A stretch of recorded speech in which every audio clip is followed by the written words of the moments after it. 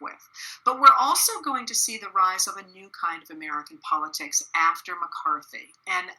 And you see this really with the rise of William F. Buckley Jr. And I mentioned him, I think, before here. I am getting a little confused between the Tuesday talks and the Thursday talks. But William F. Buckley Jr. is a young man fresh out of Yale in 1951 when he gets very frustrated that Americans refuse to turn against liberal consensus because he doesn't understand it. He's like, obviously, we need to go back to the 1920s. We're on a slippery slope here that is going to erase Christianity. He's a devout Catholic. And the idea of what he calls individual enterprise or individualism, free enterprise and individualism, by which he means he really doesn't like the idea of government regulation of anything. And his father's a very wealthy oil man, and he really sort of this enfant terrible, if you will, is how they describe him after his first book in 1951 called God and Man at Yale. Well, the book God and Man at Yale is a really important book. It's badly written, it's badly edited, but what it does is it kind of institutionalizes the kind of work that McCarthy was doing in 1950. In 1951, in this book, Buckley actually goes so far as to say, listen, the whole idea of the Enlightenment, which is the idea, of course, on which America was founded, was the idea that people would choose the right thing. If you put arguments in front of them, you really didn't need to have the walls of tradition and religion around them because they would continually choose the right things. And that's, of course, the idea behind the European Enlightenment or the world Enlightenment. It wasn't isolated to Europe at all. I'm not a scholar of that stuff except as it applies to America. Although I did read a great book on it last year. Anyway, he says if that's what the Enlightenment is all about, it's wrong. Because we keep trying to get people to turn against the liberal consensus, and they're not doing it.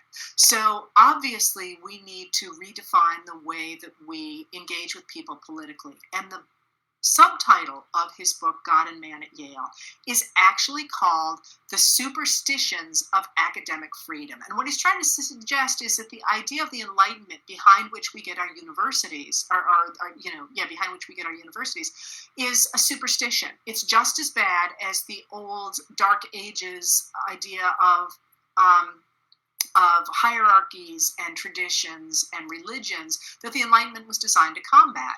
So what he wants to do is he says that truth will never win in a free contest, he says, and that in order to get away from the heresies of things like the liberal consensus, the bad ideas of Keynesian economics that has risen during World War II, and instead political actors should work to inculcate, as he says, individualism and Christianity. So where they should start is with the principle that there can be no business regulation, and there can be nothing other than Christianity.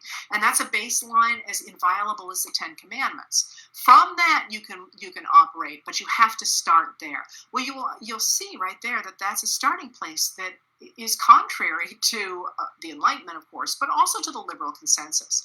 And this is an idea that I think a lot of Americans really didn't understand, is that people who follow the logic that I'm going to unfold in the next half hour, who follow Buckley and the thinkers like Buckley, can't compromise.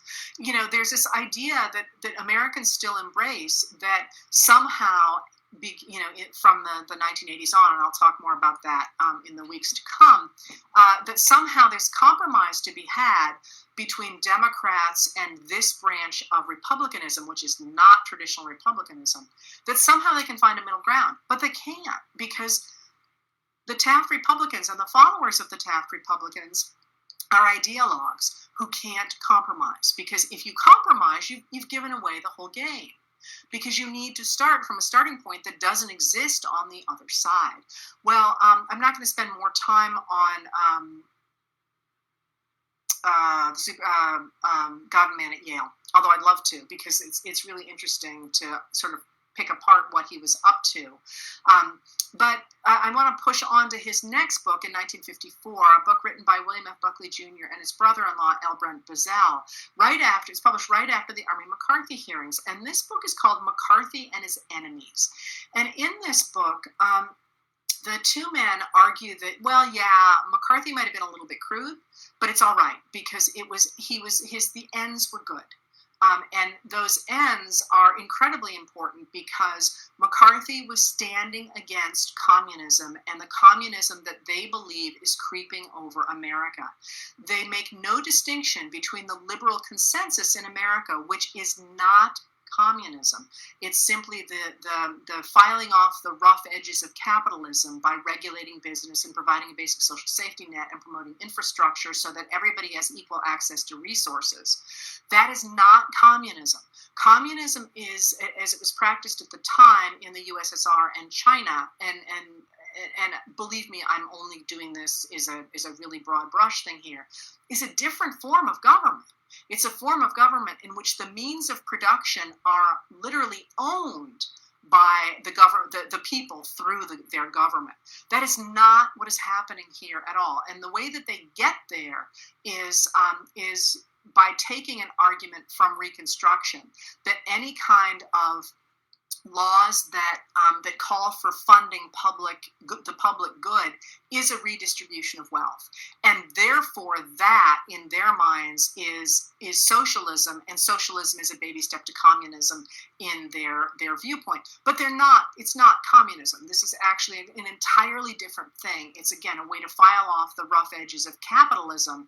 There's really no talk in this era, and certainly not in the present, of the government seizing the factories and the means of production. That's simply not on the table. And through them, and through the government, the people owning those things. That's quite different than fascism, by the way, which is another form of totalitarianism and very, very different. And I'll maybe talk more about fascism in a little bit.